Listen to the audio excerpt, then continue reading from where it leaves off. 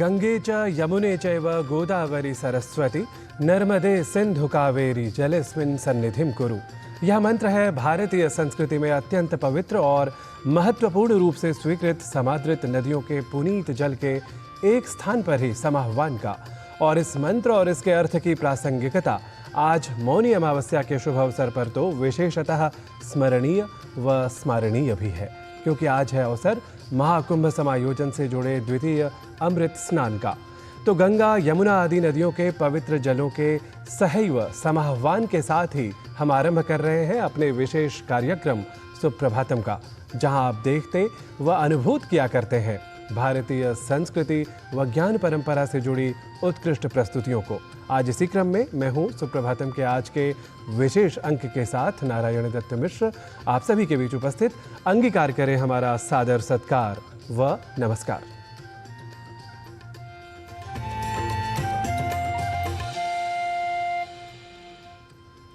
श्रीमद् भवानी भवनैक वेणी लक्ष्मी सरस्वत्यभिमान वेणी माता त्रिवेणी त्रैरत्न वेणी श्रीमद् प्रयागे जयति त्रिवेणी। जी हाँ, तीर्थराज प्रयागराज प्रसिद्ध है त्रिवेणी की सन्निधि से, पर कुछ तिथियां होती हैं जो त्रिवेणी के वैशिष्ट्य को और भी बढ़ा देती हैं, और आज की तिथि तो अत्यंत ही विशेष है। तो अविलंब जान लेते हैं माघ मासिक इस तिथि विशेष को सुप्रभातम के हमारे प्रथम प्रभाग आज के पंचांग के माध्यम से।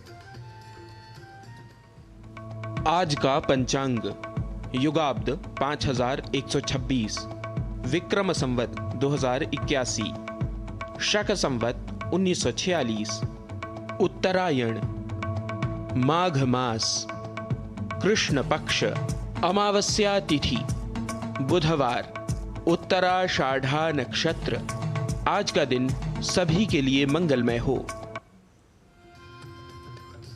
मकरस्थे रवौ माघे गोविंदाच्युतमाधव स्नाने नानेन मेदेव यथोक्त फलदो भव। यह समय है माघ मास का, जहां सूर्य का संचार मकर राशि में हो रहा है, और ऐसे में सुखद संयोग है महाकुंभ समायोजन का। और आज के पंचांग के माध्यम से आपने अभी जाना ही कि आज है अमावस्या। जी हाँ, मौनी अमावस्या।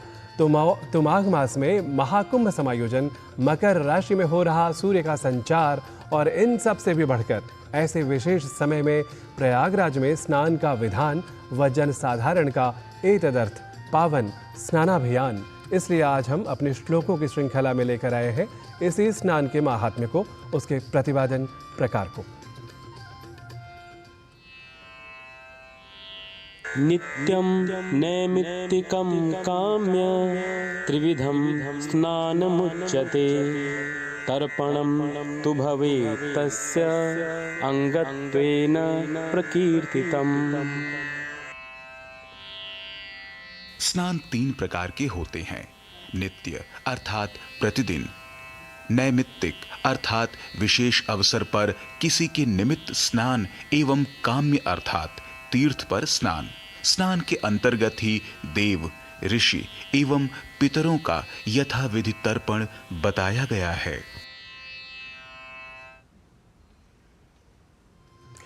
प्रयागराज में आयोज्यमान महाकुंभ न सिर्फ भारत देश अपितु दुनिया का भी सबसे बड़ा और पवित्र पर्व है। इसे दुनिया का सबसे बड़ा धार्मिक समागम भी कहा जाता है, जहां करोड़ों श्रद्धालु इसमें भाग लेते हैं। महाकुंभ पर्व की संपूर्ण अवधि के दौरान पवित्र जल में स्नान करना पवित्र माना जाता है, किंतु कुछ विशिष्ट तिथियां हैं जो विशेष महत्व रखती हैं। इन्हीं तिथियों में अमृत स्नानार्थ मौनी अमावस्या का विशेष धार्मिक महत्व है। देखिए महाकुंभ मौनी अमावस्या के अवसर पर हमारी यह विशेष रिपोर्ट।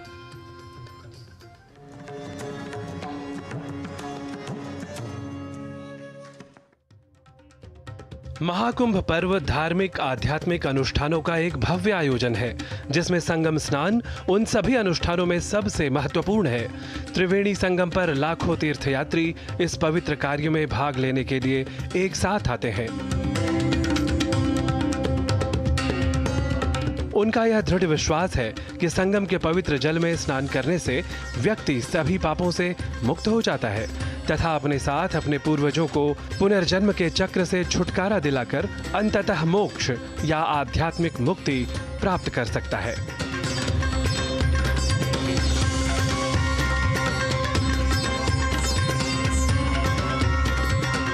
महाकुंभ पर्व की संपूर्ण अवधि के दौरान पवित्र जल में स्नान करना पवित्र माना जाता है। संत दरियाव जी की वाणी है, सब अमृत बातों का बात, अमृत है संतन के पास, अमृत दरिया कथा अनंत, जाको पीपी अमर भये संत। तो वस्तुतः इन महान अवसरों पर जो लोग हम लोग आते हैं वो कथामृत नामामृत ग्रहण करने के लिए ही आते हैं। स्वर्ग का अमृत इस कथामृत नामामृत के आगे कांच के टुकड़े के जैसा है और ये दिव्य मणि के समान है।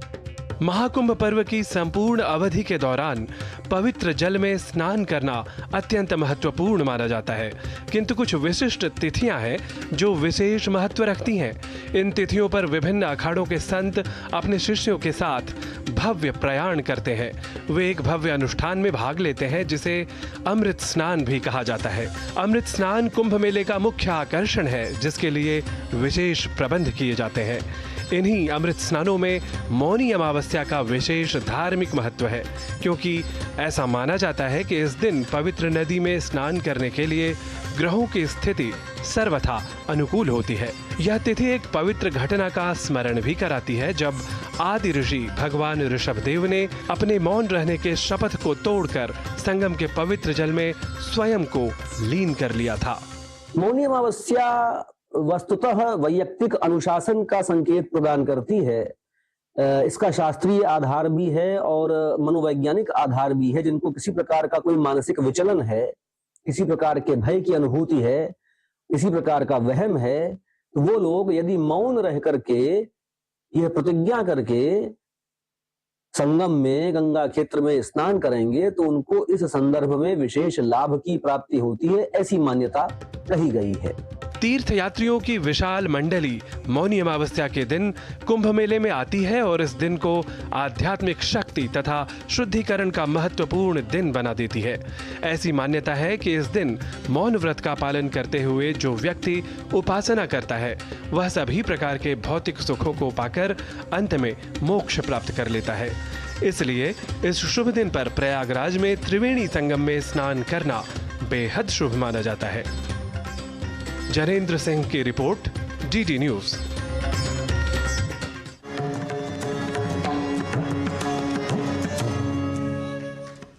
और सुप्रभातम में अभी समय है एक अल्प विराम लेने का। आप देखते रहिए डीडी न्यूज, हम जल्दी ही लौटते हैं।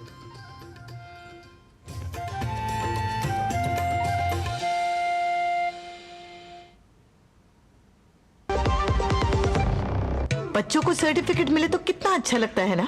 और अगर आपके आटे को भी मिले तो गेहूं की क्वालिटी, आटे की शुद्धता, रोटी की सॉफ्टनेस के लिए सर्टिफिकेट अगर होता तो है ना। आशीर्वाद आटा का क्वालिटी सर्टिफिकेट, पैक स्कैन करो, खुद चेक करो। आशीर्वाद आटा, क्वालिटी का वादा, लिख के ले लो। एक ऐसा तबका जो रिटायरमेंट के बारे में आज भी बिल्कुल नहीं सोचता, वो है औरतें। औरतें कमा के भी वल्नरेबल हैं। सो एनपीएस एक इक्वालिटी ला रहा है। हम सब एक बराबर प्लेटफॉर्म पे हैं। अपने बेहतर कल को सुनिश्चित करने के लिए एनपीएस जरूरी है।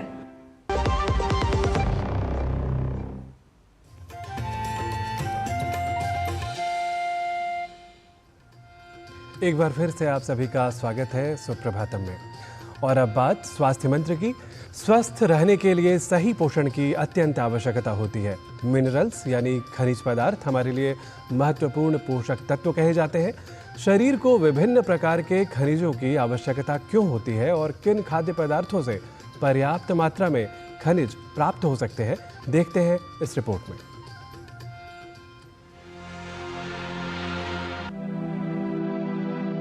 शरीर को स्वस्थ रखना तभी संभव हो सकता है जब पोषक तत्वों से भरपूर आहार का संतुलित मात्रा में सेवन किया जाए। मिनरल्स यानी खनिज शरीर के लिए आवश्यक पोषक तत्व हैं। आयरन, कैल्शियम और जिंक जैसे जरूरी मिनरल्स की आवश्यकता शरीर को होती है। इन प्राकृतिक खाद्य पदार्थों को आहार में शामिल कर मिनरल्स की आवश्यकता को पूरा किया जा सकता है। खनिज एक प्रकार के सूक्ष्म पोषक तत्व हैं। इनकी आवश्यकता शरीर को कम मात्रा में होती है। शरीर को ठीक से काम करने के लिए महत्वपूर्ण भूमिका निभाते हैं खनिज यानी मिनरल्स। शरीर स्वयं खनिज का उत्पादन या निर्माण नहीं कर सकता, खनिज हमें अपने आहार से प्राप्त होते हैं। खाद्य पदार्थों में विटामिन और खनिजों के अलग अलग स्तर होते हैं। मिनरल्स या खनिज तत्व हमारे शरीर के लिए बहुत महत्वपूर्ण होते हैं। हमारे आहार में इनकी बहुत छोटी सी मात्रा भी हमारे शरीर को स्वस्थ रखने और बीमारियों से बचाने में सहायक होती है। कुछ मेजर मिनरल्स जैसे कि sodium, potassium, calcium, phosphorus, magnesium वगैरह शरीर में एनर्जी के प्रोडक्शन में यानी ऊर्जा की प्रोडक्शन में हेल्प करते हैं। सेल्स की फंक्शनिंग में, बोन्स, मसल्स और नर्व्स को बनाए रखने में मदद करते हैं। कुछ मिनरल्स जैसे कि आयरन हमारी बॉडी में ऑक्सीजन के ट्रांसपोर्ट में हेल्प करते हैं। जिंक, कॉपर, सिलीनियम वगैरह बीमारियों से बचाने में शरीर की मदद करते हैं। आयोडीन हमारे फिजिकल और मेंटल ग्रोथ के लिए इम्पोर्टेंट होती है, मानसिक और शारीरिक विकास के लिए इम्पोर्टेंट होती है। खनिज हमारे लिए महत्वपूर्ण इसलिए माने जाते हैं क्योंकि ये हड्डियों, मांसपेशियों, हृदय और मस्तिष्क के स्वास्थ्य को बेहतर बनाए रखने में सहायता करते हैं। इसके अतिरिक्त खनिज हमारे शरीर में एंजाइम्स और हार्मोन्स बनाने की प्रक्रिया में भी महत्वपूर्ण भूमिका निभाते हैं। हमारे आहार में बहुत तरह के सोर्सेज हैं मिनरल्स के, जैसे कि अनाज, चावल, गेहूं, ज्वार, बाजरा, रागी, कैल्शियम के अच्छे सोर्सेज हैं। उसके अलावा डेयरी प्रोडक्ट्स, दूध, दही, पोल्ट्री प्रोडक्ट्स जैसे कि अंडा, मीट, सब्जियां और फल, ड्राई फ्रूट्स, ये सब मिनरल्स के अच्छे सोर्सेज हैं। जो खास बात हमें जाननी चाहिए वो ये है कि जितना संतुलित आहार जो हम लेते हैं एक दिन में, वो हमारे मिनरल्स की सारी जरूरतों को पूरा कर देता है और कोई भी सप्लीमेंटेशन बिना डॉक्टर की सलाह के नहीं होना चाहिए। हर समय थकान लगना या ठंड महसूस होना शरीर में पोषक तत्वों की कमी का परिणाम हो सकता है। शरीर में खनिज तत्वों की कमी कई स्वास्थ्य समस्याओं का कारण बन सकती है। शरीर में मिनरल्स की संतुलित मात्रा कई शारीरिक स्वास्थ्य समस्याओं को दूर रखने में सहायक सिद्ध हो सकती है। अपने आहार में पर्याप्त मात्रा में खनिज आहारों को शामिल करें, जिससे पर्याप्त मात्रा में शरीर को खनिज मिल पाए और आपका स्वास्थ्य बेहतर रहे। किरण भारद्वाज, डीडी न्यूज।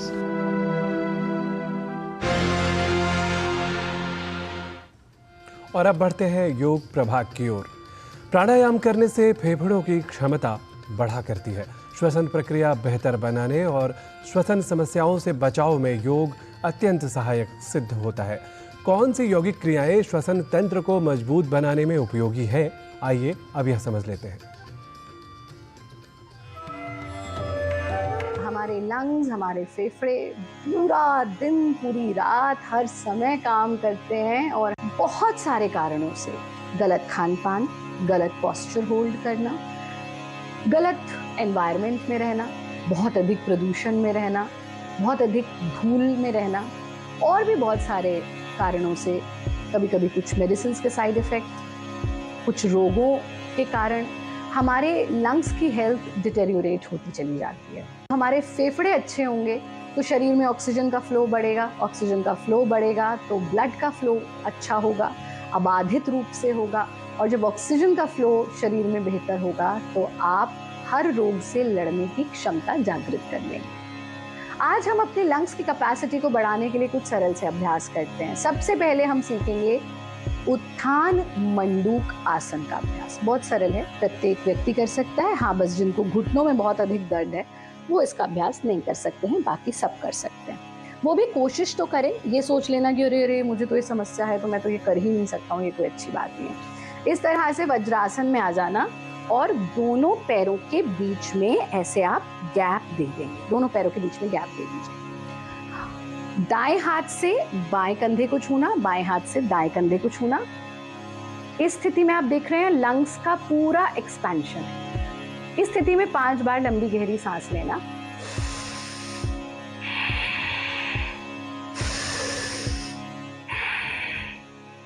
ऐसा 5 बार कीजिए। दोनों हाथों को वापस ले आइए, अपने पैरों को भी वापस ले आइए, शरीर को बिल्कुल ढीला छोड़ दीजिए। ये 1 राउंड है, आप इसके 2 राउंड तक कर सकते हैं। दूसरा अभ्यास जो आपको करना है वो करना है भुजंगासन का अभ्यास। भुजंगासन भी हमारे लंग्स की कैपेसिटी को बढ़ाता है, उसका एक्सपेंशन करता है। और फिर बाल आसन जो सबसे सरल है, और पैंडेमिक में तो आपने देखा हमने कितनी बार ये बताया, और हमारे साथ साथ अनेक हमारे चिकित्सकों ने ये बात बताई कि इस स्थिति में लेटकर आपकी लंग्स की कैपेसिटी बढ़ती है। तो इसके लिए हम पहले भुजंगासन करते हैं, जिसके लिए आप पेट के बल लेट जाएंगे, दोनों हथेली जमीन पर, दोनों कोहनी जमीन पर, ठुड्डी जमीन पर, सांस भरते हुए चेहरा ऊंचा उठाना, सीना ऊंचा उठाना, पूरा जो इसका बल है आपका वो रीढ़ पर आ जाए, चेस्ट का एक्सपेंशन हो जाए, सांस छोड़ते हुए वापस।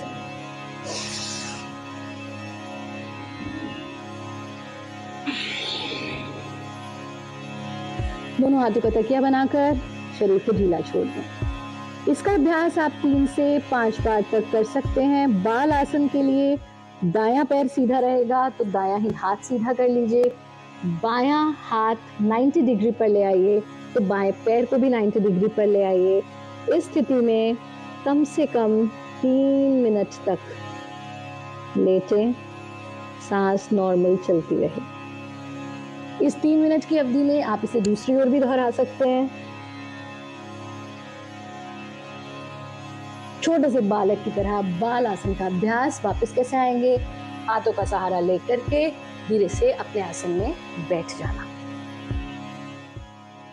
कुछ चीजों का ध्यान रखेंगे, जैसे कि रात्रि में बहुत अधिक वर्कआउट ना करें। रात को वॉक पर जाने से उतना लाभ नहीं है जितना आप प्रातः काल वॉक पर जाएं, प्रकृति के सानिध्य में समय बिताएं। कम से कम 20 मिनट वृक्षों के बीच में रहें, सूर्य की किरणों को अपने वक्ष पर, अपनी नाभि पर पड़ने दें। पानी खूब मात्रा में पिएं।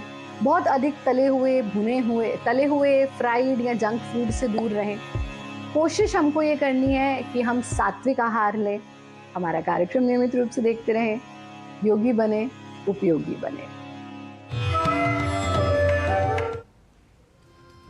और अब समय है संस्कृत भाषा के अभ्यास से जुड़ी हमारी प्रस्तुति संस्कृत पाठशाला की। तो आइए संस्कृत सीखने के अपने अभ्यास को कीजिए आप और भी पुष्ट हमारे सहयोगी गवीश द्विवेदी के साथ।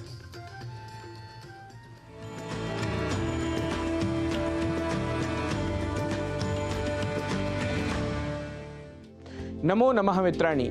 संस्कृत पाठशालायाः एतस्यां कक्षायां भवतां सर्वेषां स्वागतम्। मम नाम गवीशः। संस्कृत की पाठशाला में आज हम आपको शिष्टाचार के कुछ वाक्य सिखाएंगे, जिनके प्रयोग से आप संस्कृत संभाषण के क्रम में आगे बढ़ सकेंगे। आपसे विनम्र अनुरोध है, आप इन वाक्यों को कहीं लिख लें और बार बार इनका अभ्यास करें। आइए सीखते हैं इन वाक्यों को। यदि कहना हो सभी को सुबह की नमस्कार, तो संस्कृत में बोलेंगे सर्वेभ्यः सुप्रभातम। सर्वेभ्यः सुप्रभातम। आशा है आप सभी ठीक हैं। यदि यह पूछना हो तो कहेंगे आशा से भवन्तः सर्वे कुशलिनः सन्ति। आशा से भवन्तः सर्वे कुशलिनः सन्ति। यदि पूछना हो क्या मेरे लिए फोन आया था, तो पूछेंगे अपि मम कृते दूरभाषा आगता। अपि मम कृते दूरभाषा आगता। वाक्य यदि कहना हो हाँ आपके लिए फोन आया था, तो संस्कृत में वाक्य बनेगा आम भवतः कृते दूरभाषा आगता आसीत्। आम भवतः कृते दूरभाषा आगता आसीत्। यह सज्जन कौन है? यदि यह पूछना हो तो संस्कृत में बोलेंगे कः अस्ति एषः सज्जनः। कः अस्ति एषः सज्जनः। यह हमारे कार्यालय में नए हैं। यह वाक्य हो तो कहेंगे एषः अस्माकं कार्यालये नवनियुक्तः अस्ति। एषः अस्माकं कार्यालये नवनियुक्तः अस्ति। आप किस पद पर नियुक्त हैं? यदि यह वाक्य हो तो कहेंगे भवान कस्मिन् पदे नियुक्तः अस्ति। भवान कस्मिन् पदे नियुक्तः अस्ति। वाक्य यदि हो मैं यहाँ सहायक निदेशक हूँ, तो कहेंगे अहम अत्र सहायक निदेशकः अस्मि। अहम अत्र सहायक निदेशकः अस्मि। बहुत बढ़िया, आपका इस कार्यालय में स्वागत है। शोभनम एतस्मिन् कार्यालये भवतां स्वागतम्। शोभनम एतस्मिन् कार्यालये भवतां स्वागतम्। मम नाम प्रकाशः। अत्र अहं सम्पादकः अस्मि। मम नाम प्रकाशः। अत्र अहं सम्पादकः अस्मि। ठीक है, पुनः मिलते हैं। यदि यह कहना हो तो कहेंगे अस्तु पुनः मिलावः। अस्तु पुनः मिलावः। चलिए थोड़ी चाय पी लें। यदि यह कहना हो तो कहेंगे चलतु किंचित चायपानम कुर्वः। चलतु किंचित चायपानम कुर्वः। यदि वाक्य हो अभी नहीं फिर कभी चलेंगे तो संस्कृत में बोलेंगे अधुना न अनंतरम चलिष्यावः। अधुना न अनंतरम चलिष्यावः। यदि बताना हो मेरा कक्ष दूसरे तल पर है तो कहेंगे मम कक्षः द्वितीय तले अस्ति। मम कक्षः द्वितीय तले अस्ति। जब समय हो बुला लेना।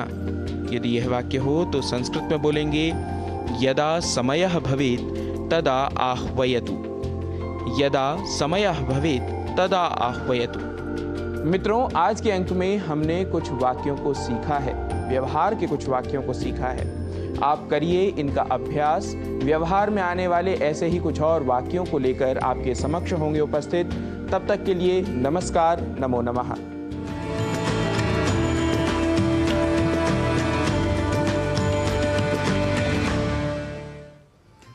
और सुप्रभातम में अब बात कर लेते हैं एक प्रेरक वृत्त की। केंद्र शासित प्रदेश दमन की कुछ महिलाओं ने अपनी सोच और हौसलों से 141 वर्ष पुराने एक कुएं को फिर से प्रयोग की दशा में ला दिया है। इस प्राकृतिक जल स्रोत का पुराना स्वरूप लौट आया है। साथ ही इस क्षेत्र के लोग खुश हैं कि उन्हें पानी के लिए अब परेशान नहीं होना पड़ेगा। देखते हैं यह प्रेरक रिपोर्ट। महिला शक्ति और समाज के प्रति उसके सकारात्मक नजरिए की वानगी देखनी हो तो केंद्र शासित प्रदेश दमन में आइए। यहाँ महिलाओं ने अपनी सोच और हौसले से 141 वर्ष पुराने एक कुएं को फिर से पुनर्जीवित कर दिया है। दरअसल दमन में सड़क और ड्रेनेज का काम अक्सर चलता रहता है और काम के दौरान पाइपलाइन टूटने से 1-2 दिन पानी की समस्या पैदा हो जाती है। इस समस्या के समाधान के लिए दामिनी महिला फाउंडेशन ने लोगों के साथ मिलकर बोरा जीवा मोहल्ला में 141 साल पुराने कुएं की सफाई की। यह कुआं 1883 में बना था और कई वर्षों से बंद और खराब हालत में था। कहीं ना कहीं जो पाइपलाइन होती है उसमें जैसे भी लग जाता है तो वो नल जो है वो लीकेज हो जाता है, तो पानी नहीं आता है एक दिन।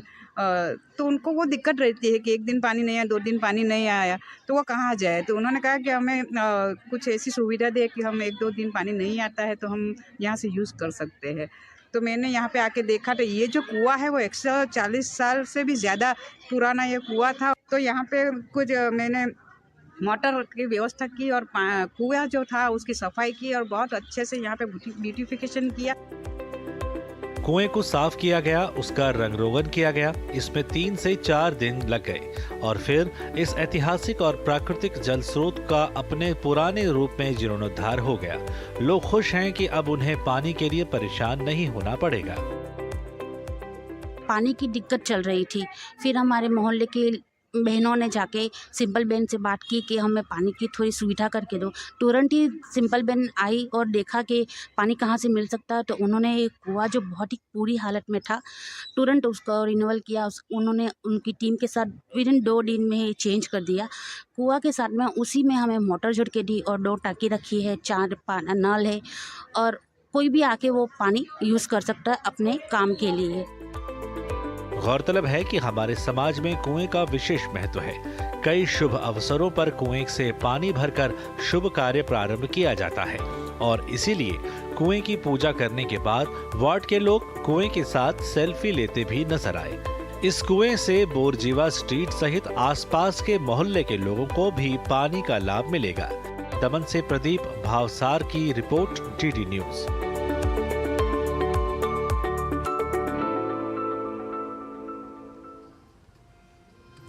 गुणदोष समाहारे गुणान् गृह्णन्ति साधवः क्षीरवारि समाहारे हंसः क्षीरमिवाखिलम्।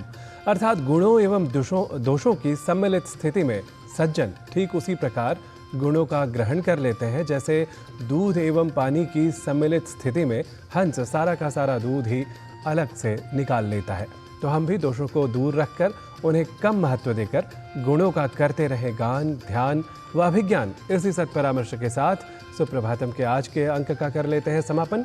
पुनः उपस्थित होंगे हम सुप्रभातम की वेला में सुप्रभातम के नए अंक के साथ। तावद्देया अनुमतिः भवद्भिः। नमो नमः।